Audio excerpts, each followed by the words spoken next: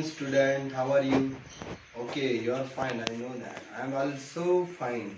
Okay, today we are going to learn science first. आपको दिख रहा है Marathi Hindi English science first lesson number 3 chemical reaction and equation in Marathi रासायनिक अभिक्रिया व समीकरणे.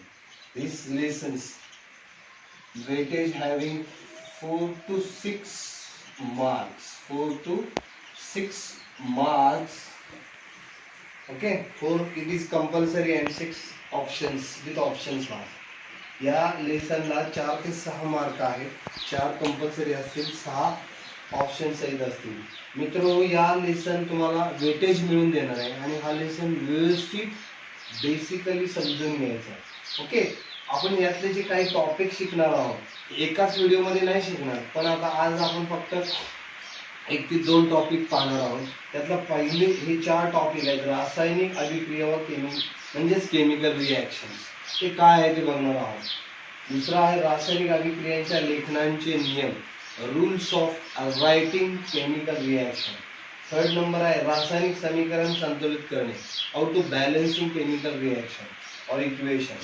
अँड चौथा आहे रासायनिक अभिक्रियांचे प्रकार, that is the types of chemical reaction. Types of chemical reactions you had also learned last years. That is the types of chemical reactions. Combination reaction, reduction reaction, displacement reaction, combination reactions, exothermic reaction, endothermic reaction. Okay, संयोग अभिक्रिया, विस्थापन अभिक्रिया, उष्मादाही अभिक्रिया, उष्माग्राही अभिक्रिया, विस्थापन, दुहेरी विस्थापन, अशा रासायनिक अभिक्रियांचे प्रकार आहेत. तर हे आपण शिकणार आहोत मित्र. खूप इंटरेस्टिंग हा लेसन आहे, खूप मजेशीर आपल्याला शिकायचं आहे. We are going to learn with enjoying. कारण मित्र हो, आज आपल्याला पावसाची पण गरज होती, तो पण यायला लागला. कारण त्याला आपल्याला गरज आहे ते ओळखतो तो निसर्ग सुद्धा. मित्र हो, आपण अशा आनंदात शिकून घेऊया.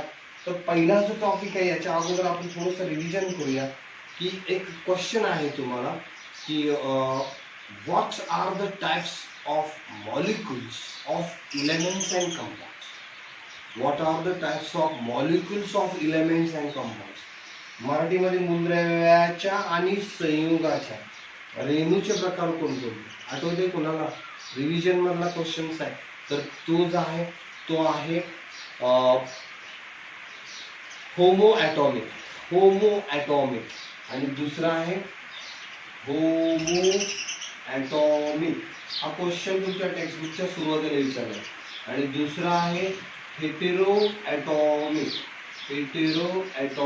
मित्र हे दोन त्याचे आन्सर आहे, किंवा त्याला आपण मराठीमध्ये मूलद्रव्याच्या आणि संयुगाच्या रेणूचे प्रकार कोणकोणते. होमो म्हणजे सम अणुक आणि दुसरा आहे विषम अणु. सम अणु, विषम अणु. आणि या सम अणूचे पण प्रकार आहेत. What are the types of homo atomic. What are the types of homo atomic? That is monoatomic, diatomic. Homo means mono, di और polyatomic. Homo atomic means monoatomic, diatomic and polyatomic. These are the types of homoatomic. म्हणजे समअणूचे प्रकार आहेत. एक अणु, द्विअणु आणि बहुअणु असे प्रकार आहेत. हेटेरोचं तर आपण बघतो. हेटेरो मीन्स काय असेल ते डायॲटॉमिक आणि पॉलीॲटॉमिक. डायॲटॉमिक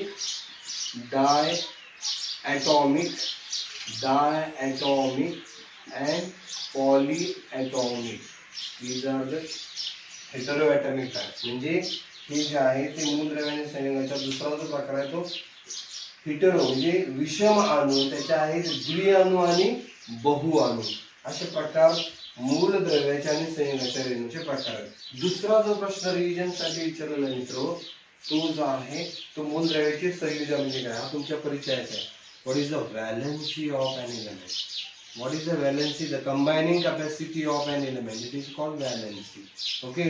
मूलद्रव्याच्या संयोग पावण्याच्या क्षमतेला त्या मूलद्रव्याची संयोजी असे म्हणतात. किंवा the outermost electron present, outermost shells electron present, electrons which are present in outermost shell of an element, it is the valency. बाह्यतम कक्षेमध्ये असलेल्या इलेक्ट्रॉनच्या संख्येला, the number of electrons present in outermost shell, बाह्यतम कक्षेत असलेल्या इलेक्ट्रॉनच्या संख्येला त्या मुद्राची काय म्हणतात, संयुजा. समजा क्लोरीनची संयुजा 1, सोडियमची संयुजा 1, समजते का. Valency of sodium 1, valency of hydrogen 1, valency of chlorine 1, that is those are monovalent elements. म्हणून त्या मूलद्रव्यांना हायड्रोजन, क्लोरीन, या मूलद्रव्यांना काय म्हणतात, हायड्रोजन, क्लोरीन, सोडियम यांना काय म्हणतात, एक संयुजी मूलद्रव्य. आता तशीच द्विसंयुजी असतील, त्रिसंयुजी असतील, ट्रायव्हॅलेंट असतील, डायव्हॅलेंट असतील. ओके, हे आपण फर्स्ट लेसन सेकंड लेसन मध्ये पाहिलेलं आहे. We had done already in second lesson. Mostly आपण वळूया आता मेन पॉइंट, रासायनिक अभिक्रिया. What is the chemical equation? What is the chemical equation or chemical reaction? Reaction. आता मित्रांनो, तुम्ही रिएक्शन बघता, या आपण आजूबाजूला आपण बऱ्याचशा म्हणतो की तुम्ही शब्द ऐकले, रिएक्शन झाली, मी मेडिसिन खाल्लं आणि रिएक्शन झाली. I have eaten medicines and reactions is occur or happen. Many times we had listen these words surrounding. Okay मित्र हो, हे आपण हे ऐकलेलं असतं की रिएक्शन झाली. आपण चपाती भाजी खातो, ऊर्जा मिळते, ही एक रिएक्शनच आहे, ही एक रासायनिक अभिक्रियाच आहे. आपण ऑक्सिजन घेतो, कार्बन डायऑक्साईड बाहेर सोडतो, ही एक रिएक्शनच आहे. मित्र आहे का नाही. आपण गॅस पेटवतो तर गॅसचं अन्न शिजतं, हे पण एक केमिकल रिएक्शनच आहे. कितीतरी केमिकल रिएक्शन्स आहेत. ओके, आपण काही खातो आणि लाल रक्त बनतं. We are eating anything and the blood, red blood is form, that is also chemical reaction. So chemical reactions many happens around us. So during this chemical reaction, what is the types of chemical reaction? A physical reaction, chemical reaction and physical reaction. These are the two types of reaction. One it is chemical reaction. One it is chemical reaction. मित्रो मराठीत पण सांगतो. दुसरे आहे कुठली, physical reaction. Physical reaction. Okay, chemical reaction mean अभिक्रियेचे दोन प्रकार, रासायनिक अभिक्रिया, आणि दुसरी कुठल्या, भौतिक अभिक्रिया. कोणत्या आहेत, भौतिक अभिक्रिया. आता मित्र हे मला सांगायचं, रासायनिक अभिक्रिया, द रिएक्शन बघा, the chemical reaction composition of matter changes. Listen, the chemical reaction composition of matter changes, and that changes remain constant. That is most important. Remain constant. जो रासायनिक बदल, ज्या रासायनिक बदलामध्ये जो नवीन पदार्थ तयार होतो आणि तो स्थिर राहतो. पण दुसरं, on the contrast, what is during physical change, only the state of matter changes, and the change often temporary in the nature. The changes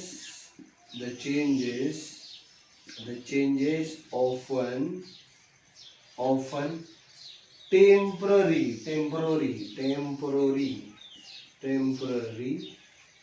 in nature, temporary occur in nature. Chemical reaction that changes, the changes remains constant in a chemical reaction or physical change. The change often temporary in nature. म्हणजे भौतिक अभिक्रिया ही काय होते, तात्पुरत्या स्वरूपाची असते. तर रासायनिक अभिक्रिया हा बदल जो आहे, रासायनिक बदल जो आहे तो कसा असतो, परमनंट असतो. तर उदाहरण तुम्हाला काही काल तुमच्या टेक्स्टबुक मध्ये तक्ता दिलेला आहे, तो बघा. बर्फाचे पाण्यात रूपांतर होणे, बर्फाचे transformation of ice into water, कुठला चेंज आहे, what is the change, chemical or physical change. Conversion of ice into water, बर्फाचे पाण्यात रूपांतर होणे. आता मला सांगा, तुम्ही हिट दिले की बर्फाचे रूपांतर होईल, परत तुम्ही थंड केलं, कंडेन्सेशन केलं की परत वॉटरचं काय होईल, आइस होईल, बरोबर ना. टेम्परेचर फ्रीजिंग केलं की, म्हणजेच हा बदल तात्पुरता स्वरूपाचा आहे, परत रिगेन तोच मिळतोय. म्हणजे हा चेंज कुठला असेल, physical change. You have to tick mark, either it is physical change or chemical change. तुम्हाला फक्त टिक मार्क करायचं कुठला बदल आहे. रासायनिक अभिक्रियेचे बदल आहेत, एक भौतिक बदल आणि दुसरा कुठला आहे रासायनिक बदल. तर हा रासायनिक बदल वाटतो की तुम्हाला नाही, मग तुम्ही इथं क्रॉस करायचं आणि हा फिजिकल चेंज आहे म्हणजे भौतिक बदल आहे, चेंज आहे रिॲक्शन, किंवा इथं मी चेंज पण लिहू शकतो. इथं चेंज आहे, इथे केमिकल रिॲक्शन म्हणजेच इथं केमिकल रिॲक्शनचा हा चेंज आहे, बदल आहे, बरोबर.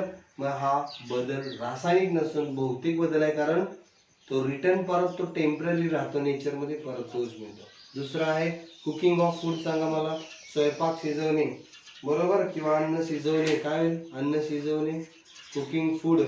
कसला बदल आहे, which types of change, physical either chemical.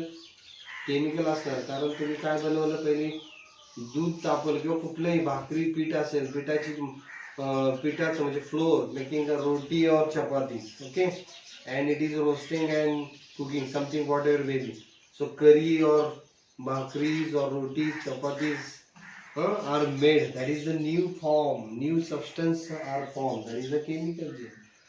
Next काय, रॅपनिंग ऑफ फ्रुट्स, फळं पिकणे. कुठला बदल आहे, which types of change of ripening fruits, chemical. कारण कैरीचा आंबा होतो, आंब्याची कैरी होती का नाही, raw mangoes get converts into ripen mangoes. कच्ची कैरी जी असते तिचा आंबा होतो, but this does not change from ripen mango to raw mango. Okay, so it is a chemical change. Milk turns into curd, दुधाचं दही होणे. विच टाइप्स ऑफ चेंज, कुठला बदल आहे, दुधाचे दही होणे. Milk is converted to curd, chemical change. Very good. अजून काय, इव्हॅपोरेशन ऑफ वॉटर, पाण्याचे बाष्पीभवन होणे. फिजिकल चेंज, कारण बाष्पाचं परत पाणी होऊ शकतं. ओके, नंतर next type of, which types of changes, जठरामध्ये अन्न पचणे. जठरामध्ये अन्न पचणे, digestion of food into stomach, chemical change, कारण तो वेगळंच तयार होतो तिथे, आहे का नाही. चपाती आहे तशी राहते का तिथं आपल्या पोटामध्ये, नाही, वेगळंच काहीतरी तयार होतं, वेगळंच म्हणजे एनर्जी तयार होते, की नाही. डांबूर गोळी हवेत उघडी ठेवली असता ती संपते. नॅफ्थॅलिन बॉल्स गेट कन्वर्ट्स और रिड्यूस्ड. नॅफ्थॅलिन बॉल्स रिड्यूस्ड का होतात, नॅफ्थॅलिन बॉल्स रिड्यूस म्हणजे काय, केमिकल चेंज.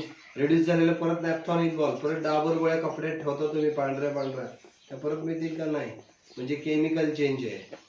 नंतर काय तुमचं लास्टला काय, शहावारी फरशीवर तुम्ही केमिकल टाकले तर काय, कलर्स येतात, स्टेन्स तयार होतात, रसाचे डाग पडतात, है ना. Staining of Shahabadi tiles by lemon juice, है की stain by lemon juice. It is chemical change. उंचीवरून पडलेली काचेची वस्तू फुटणे. The breaking of glass which is fall from the height, certain height, it is also chemical change. So दोस्तों हमने ये जो देखे हैं जो सब है केमिकल चेंज और फिजिकल चेंजेस ऑफ एग्जाम्पल्स. अभी ये मैं रफ करता हूँ. दूसरा जो पॉइंट है फास्ट लेता हूँ दोस्तों, समझ लो आपके बुक में, टेक्स्ट बुक में दिया गया है, already it is given into your text book. दोस्तों हम जाएंगे chemical equation. What is a chemical equation, रासायनिक समीकरण म्हणजे काय ते महत्वाचं आहे. रासायनिक समीकरण आपल्याला शिकायचं. मग मित्र काय शिकणार आपण, what is a chemical equation, how to write a chemical equation in short form, how to write a chemical equation in short form, और what are the convention of writing chemical equation, हा second topic है. What is a how to write a chemical equation in short form, रासायनिक समीकरण, chemical equation short मध्ये, रासायनिक समीकरण,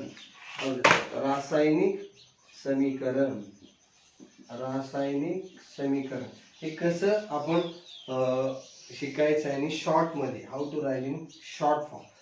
आता आपण लक्षात घेतलं की एखादं समीकरण आपण म्हणतो की समजा आपण असं म्हणलं की equation solution of copper sulphide and zinc powder, it is combined to each other and it form aqueous solutions of zinc and zinc sulfate and copper.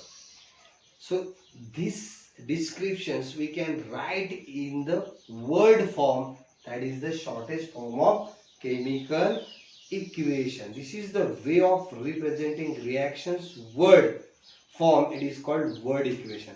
Suppose आपण असं लिहिलंय aqueous solution of copper sulfate. मी इथे लिहितो aqueous solution of copper sulfate. Aqueous solution of copper sulfate म्हणजे copper सल्फेटचं विरल द्रावण. Copper सल्फेटचं विरल द्रावण. कॉपर सल्फेटचे विरल. ॲक्वेस म्हणजे विरल द्रावण. हे मी शब्दात लिहितो.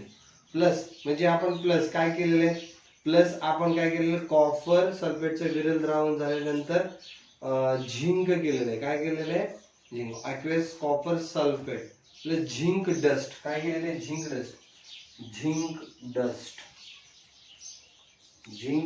डस्ट म्हणजे झिंकची पावडर. बरोबर, जस्ताची पावडर आपण मराठीत म्हणतो. जस्ताची पावडर किंवा भुकटी ही एकत्र केलेली आहे. आणि ही जी रिएक्शन होत असताना मग आपण इथं हे दोन रिॲक्टर म्हणजे हे झालेले मध्ये बाण दाखवतो, आपण एरो दाखवतो, कारण हे दोन रिॲक्टंट्स आहेत, अभिक्रियाकारक. आपण पुढे शिकणार आहोत. मग काय तयार झालं, aqueous solution of zinc sulphate. इथं लिहायचं aqueous solution of zinc sulphate. Aqueous solution of zinc sulphate म्हणजे काय, झिंक सल्फेटचे बघा मित्र मराठीवाले, झिंक सल्फेटचे विरल द्रावण. बरोबर. आता मग राहील काय, मग राहिले काय, झिंक सल्फेटचं विरल द्रावण झाल्यानंतर आपलं राहिलं काय, कोण सांगतं मला, झिंक सल्फेटचं राहिला कोण, कॉपर. काय राहिला, फक्त प्लस कॉपर. म्हणजे आपण इथं प्लस कॉपर म्हणजे आपण इथं काय म्हणतो, तांबे. काय म्हणायचं त्याला, तांबे. इथं फक्त तांबे झाला. कॉपर सल्फेटचे द्रावण इथं तांबे राहिले, कॉपर म्हटलं तरी चालेल. मित्र आता मला बघा, हे झाले वर्ड इक्वेशन. याला म्हणायचं वर्ड इक्वेशन म्हणजे शाब्दिक समीकरण झालंय. आता ह्या म्हणजे कॉपर सल्फेटचं विरल द्रावण, जास्ताची पावडर अभिक्रिया झाली, झिंक सल्फेटचं विरल द्रावण तयार झालं आणि तांबेची. आता हेच आपल्याला कशात मांडायचंय, समीकरणामध्ये केमिकल फॉर्म्युले त्याचे यूज करून. मग त्याला आपण केमिकल इक्वेशन म्हणणार. We are using this equations. बघा, this equations can be written using chemical formula. This word equation can be written using chemical formula. मी इथं केमिकल फॉर्म्युला वापरणार आहे. using chemical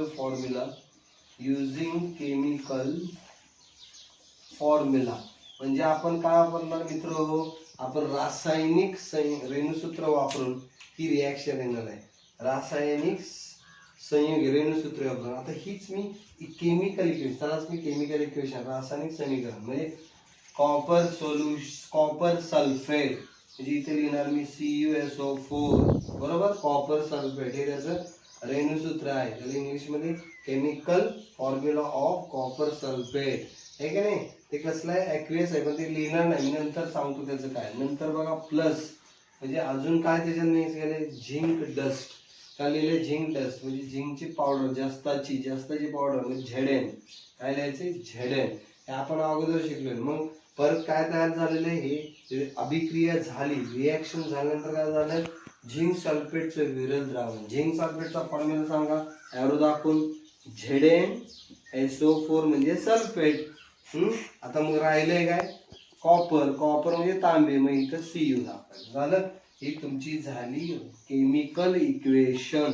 हे वरचं तुमचं झालं word equation. Is it clear? Okay, अरे अंडरस्टूड दोस्तों, ये समझ गया, ये वर्ड इक्वेशन, ये chemical equation. This equations can be written in chemical formula and the word equations which is expressed in short form in the word, that is aqueous solution of copper plus zinc dust.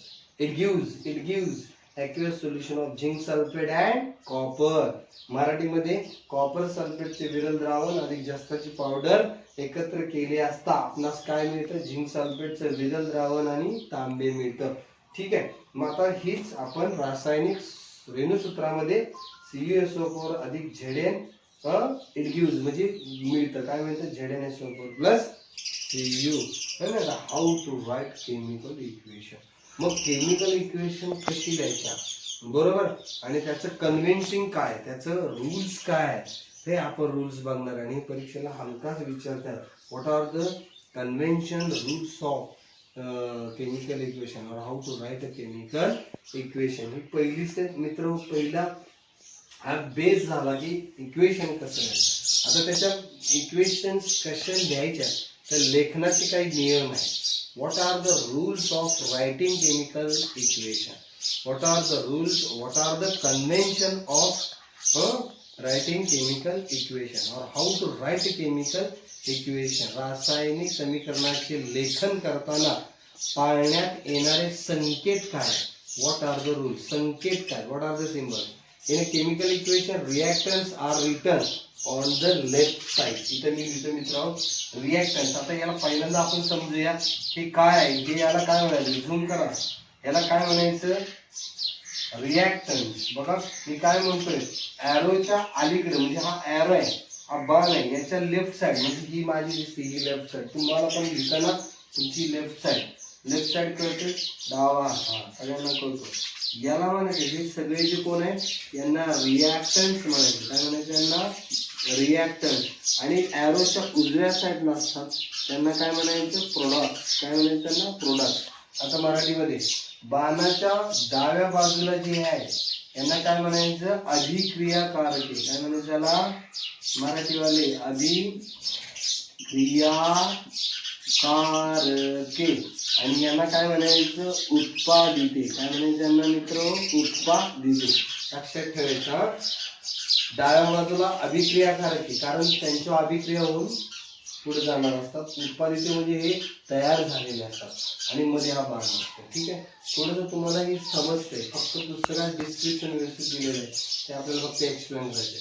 So reactants should be where it is written at left hand side and product should be written on right hand side and between reactant and product the arrow should be written between them.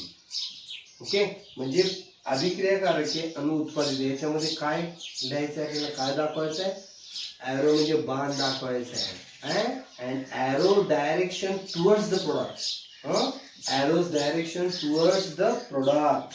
मला बाणाची दिशा कुठल्या दिशेने आहे उत्पादितेच्या दिशेने दाखवायची. बाणाची दिशा नेहमी कुणाच्या दिशेने दाखवायची आहे उत्पादिते. बरीच मुलं इकडे बाणचं टोक इकडे करतात आणि इकडे शेपटी करतात तसं नाही करायचं. अभिक्रियाकारकाकडे शेपटी करायची आणि उत्पादिताकडे काय करायचं बाणाचा टोक म्हणजे बाणाच्या दिशेकडे उत्पादिते लिहावी. Okay the arrow should be shown towards the products. okay आता सेकंड हा पहिला रूल झाला समजलं मी मराठीमध्ये आणि इंग्लिश मध्ये पण सांगितलेला आहे. सेकंड रूल महत्वाचा आहे मित्र म्हणजे इन द रिएक्टन्स और प्रोडक्ट्स आर टू और मोर. जर अभिक्रियाकारके आणि अभिक्रियाकारके किंवा उत्पादिते जर दोनापेक्षा जास्त असतील दोन किंवा दोनापेक्षा जास्त असतील टू और more the link with plus sign between them म्हणजे यांच्यामध्ये काय दाखवायचं आहे प्लस साइन. आता इथं दोन आहेत आहे का नाही दोन आहेत रिएक्शन इथं पण प्रोडक्ट किती आहेत दोन तर या दोघांच्या मध्ये काय लिहिले मी plus sign. So plus sign should be right if the reactants and products are two or more and plus sign written should be between them. हा दुसरा नियम आहे. इथं बघितलं आपण CuSO प्लस Zn प्लस लागा इथं बघा ZnSO प्लस Cu प्रोडक्ट मध्ये पण रिएक्शन. तिसरा आहे to make the chemical equation more informative the physical state of reactants and products and they indicates that equation like that is gases liquid state gases state solid state. okay so letter should be आता तुम्ही gas असेल तर तुम्ही काय दाखवणार G दाखवणार liquid असेल तर यल दाखवणार, सॉलिड म्हणजे स्थायू असेल तर यस दाखवणार. मराठीत सांगतो, तुम्हाला जर एखादी अभिक्रिया, रासायनिक अभिक्रिया अधिक माहितीपट बनवायची असेल तर तुम्हाला पदार्थांच्या म्हणजे अभिक्रियाकारकांच्या किंवा उत्पादितांच्या अवस्था लिहाव्या लागतील. अवस्था म्हणजे पदार्थांच्या अवस्था. कोणकोणत्या पदार्थांच्या अवस्था? वायू, द्रव आणि स्थायू.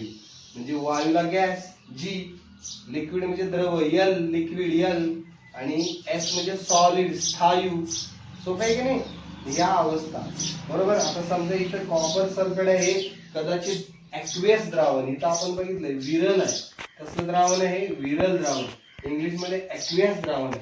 मग आपण इथं AQ लिहिला तरी चालतं. इथे AQ, इथं ZnSO4 AQ याची स्टेट आहे, या पदार्थाची अवस्था आहे, म्हणून तिथे AQ ऍक्वियस सोल्युशन. बहुत important, most important, aqueous solution. and if the products of gases, that is, आता समजा तुम्हाला गॅसेसचं प्रोडक्ट्स जी दाखवायचं असेल तरी दाखवू शकता. Otherwise you can write the arrow upwards. आणि जर सॉलिड असेल तर you can show the arrow at downward. समजा इथं कॉपर तुमचं सॉलिड आलंय, म्हणजे सॉलिड पीपीटी प्रेसिपिटेट आलंय, तर तुम्ही एरो डाऊनवर्ड दाखवा. जर तुमचं इथं गॅस H2 आला असेल तर तुम्ही arrow should be written as a upward direction. H2 इथे मी दाखवलंय CL असं दाखवायचंय. जर गॅस असेल तर बाण वरती, वायू असेल, आणि जर अवक्षेप तयार झालेला असेल म्हणजे एखाद्या पदार्थात तो खाली बाण दाखवायचा आहे. ओके, हा पण एक रूल आहे. समजतंय का मी काय म्हणतोय ते? वेन हीट, आता आपल्याला समजा हीट दाखवायचे, when heat is given to be from outside about the reaction, it is indicated by sign of written above the arrow. आता तुम्ही आउटसाइड ने हीट दिली, तुम्ही बाहेरून उष्णता दिली केमिकल रिएक्शनला, अभिक्रियेला, तर तुम्ही इथं बाणावरती त्रिकोण दाखवायचं, म्हणजे याचा अर्थ होतो की तुम्ही या अभिक्रियेला उष्णता दिली बाहेरून. समजतंय का? when heat is to be given from outside, that is arrow should be indicated, triangle sign, this sign should be written on the arrow. इथं दाखवलेलं आहे. ओके, अजून एक एक्झाम्पल घ्यायचं. समजा CaCO3 means calcium carbonate. It is solid, and if you heated this solid, heated means this is the symbol of heat outside. It is gives CaO, calcium oxide, and CO2 is formed. CO2 arrow I wrote here, arrow at towards upward direction. Why? Because it is a gas. CO2 is a gas, hence I wrote here upward direction arrow. If it is here PPT, precipitate, अवक्षेप तयार असतात तर where you shoot the arrow? Downward direction. आपण खालच्या बाजूला बाण दाखवला असता. मित्र, समजून घ्यायचंय, पुस्तकात वाचायचंय, हे तुमच्यासाठी नवीन आहे, पण you have to understood till learn till understand. Okay, CaCO3 means solid, स्थायू अवस्था आहे, कॅल्शियम कार्बोनेट, याला आपण उष्णता दिली म्हणून इथे सिम्बॉल उष्णतेचा ट्रायंगल छोटा काढलाय बाणावरती. आता याला उष्णता दिली असता काय प्रोडक्ट्स तयार झाले? कॅल्शियम ऑक्साईड आणि CO2 कार्बन डायऑक्साइड तयार झाला, गॅस म्हणून वरती हा बाण दाखवलाय. अवक्षेप असता तर खाली बाण, गॅस आहे म्हणून कुठल्या दिशेला? वरच्या दिशेला बाण दाखवलेला आहे. परत एकदा रिपीट केले. असे काही रूल आहेत मित्र, आणि असे रूल तुम्हाला इथं दाखवायचे आहेत. कधी कधी आपण काय दाखवतो, if it is necessary to fulfil the certain conditions like specific temperature, pressure, catalyst. आपण कधी कधी रिॲक्शन्स मध्ये आपण आपल्याला निश्चितपणे काही गोष्टी दाखवायच्या असतात केमिकल इक्वेशन मध्ये, की जसं की तापमान असेल, दाब असेल, उत्प्रेरक असतील, असे दाखवायचे असतील, तर आपल्याला त्या रिॲक्शन्स मध्ये मेन्शन करावे लागतात. ओके, मी म्हटलं it is necessary to fulfil certain condition like temperature, pressure, catalyst etcetera to bring some reaction. याच्यामध्ये रिॲक्शन असतात, ते दाखवावं लागतं आपल्याला, आणि म्हणून दाखवावं लागतात. आणि हे दाखवत असताना आपल्याला त्या रिॲक्शन्स मध्ये इक्वेशन्स मध्ये जाऊन समजा एखादी व्हेजिटेबलची रिॲक्शन आहे आपल्या तुमच्या टेक्स्टबुक मध्ये म्हणजे तुम्हाला तापमान, दाब आणि उत्प्रेरक या गोष्टी तुम्हाला अभिक्रियेत दाखवायच्या असतील तर तुम्हाला त्या द्याव्या. समजा vegetable oil is heated with 60 degree temperature. तुम्हाला वनस्पती तेल जर 60 अंश तापमानाला जर तुम्ही त्याला प्रेशर द्या आणि त्याच्यामध्ये उत्प्रेरक म्हणून निकेल वापरला, nickel is used as a catalyst. Nickel Na तो तुम्ही कॅटॅलिस्ट म्हणजे उत्प्रेरक म्हणून वापरला तर त्या निकेलचे हायड्रोजन बरोबर अभिक्रिया होते. Nickel is react with hydrogen and to form vegetable और वनस्पती घी. टू फॉर्म वनस्पती घी. मग हायड्रोजनच्या आणि निकेलच्या अभिक्रिया होऊन वनस्पती तूप तयार होतं. आणि आपण वनस्पती तूप म्हणजे डालडा जो आहे, डालडा तुम्ही ऐकला असेल शब्द, त्याला वनस्पती तूप म्हणतात. अँड इंग्लिश में वनस्पती घी. So what is the reactions when iodine, see here iodine which is react with hydrogen, iodine which is react with hydrogen, H2 gas, iodine it is the liquid is react with the H2 gas in presence of 60 degree temperature. C means Celsius, 60 degree Celsius, as a nickel as a catalyst. Nickel, what is a nickel? It is a catalyst. Catalyst हा शब्द नवीन आहे का? नाही आहे, जुनाच आहे. Catalyst म्हणजे मराठीत त्याला आपण उत्प्रेरक काय म्हणतो आपण? उत्प्रेरक. Catalyst as a catalyst. What will be formed? This is a reactant. So what will be formed? मग तयार काय झालं उत्पादित? मगाशीच मी सांगितलं वनस्पती घी. What is this form here? वनस्पती घी is formed. वनस्पती घी इज फॉर्म म्हणजे वनस्पती मराठीत तूप तयार झालं. वनस्पती तूप तयार झालं. हे झालं रिॲक्शन. म्हणजे आपण बाहेरच्या गोष्टी काय दाखवल्या समजते का मी काय म्हणतोय? म्हणजे ह्या अशा प्रकारचं आपण कुठलंही केमिकल इक्वेशन, रासायनिक समीकरण ह्या लेखनाच्या काही रूल्स आहेत, लेखनाचे काही संकेत आहेत. ते 5-6 संकेत बोर्ड एक्झामला मित्र विचारतात. तुमच्या टेक्स्टबुक मध्ये दिलेले आहेत ते व्यवस्थित लिहून लिहा आणि मला होमवर्कच्या स्वरूपात पाठवा. मित्र एक प्रश्न तुमच्या टेक्स्टबुक मध्ये आहे. What are the common use of silver nitrate? Common uses of silver nitrate. Common uses of silver nitrate हा शब्द तुम्हाला याचं उत्तर मला वाटतंय सापडते का नाही तुम्ही शोधा. बघा what are the common uses of silver nitrate. Silver नायट्रेटचा केमिकल फॉर्म्युला काय? रासायनिक रेणुसूत्र काय? Ag म्हणजे सिल्वर, नायट्रेट म्हणजे NO3. That is the silver nitrate. आणि याचा कॉमन यूज माहिती आहे तुम्हाला? एक तर फोटोग्राफी आहे, ज्वेलरी आहे, antibiotic wound, antibacterial to cure wound, it is used. Okay, so different types of use in daily life, that is the silver nitrate. Okay, silver nitrate चे उपयोग कुठे दैनंदिन जीवनात वापरतात तर सोन्याच्या दुकानामध्ये, फोटोग्राफी मध्ये, बरोबर आहे. अँटीबॅक्टेरियल म्हणजे कुठलेही जैविक बॅक्टेरियल ट्रीटमेंट साठी सुद्धा हा सिल्वर नायट्रेटचा यूज होतो. जखम भरून काढण्यासाठी सुद्धा सिल्वर नायट्रेटची पावडर दाखवतात. तुम्हाला मेडिकल मध्ये एक सिल्वर नायट्रेटची पावडर मित्र अशी मिळते. याच्यावरती दिलेलं आहे बघा सिल्वर नायट्रेट. ओके, बॅक्टेरियल सल्फोसॅन्टिमेटेड बरोबर AgNO3. This is the silver nitrate tube. It is use for wound. Okay, see here.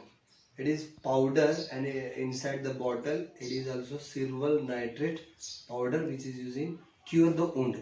जखम बरी करण्यासाठी ही पावडर वापरतात. ओके, सो मित्रो आपण बरेच हा पार्ट पाहिलेला, जास्त पार्ट नको, राहिलेला पार्ट आपण नंतर उद्या बघू. Next part we will learn next time. Thank you दोस्तों, और लाइक कमेंट शेयर करो दोस्तों, भूलना मत. और जो भी मेरे वाले स्टूडेंट है वो क्या करेंगे, होमवर्क भेजेंगे. थैंक यू दोस्तों.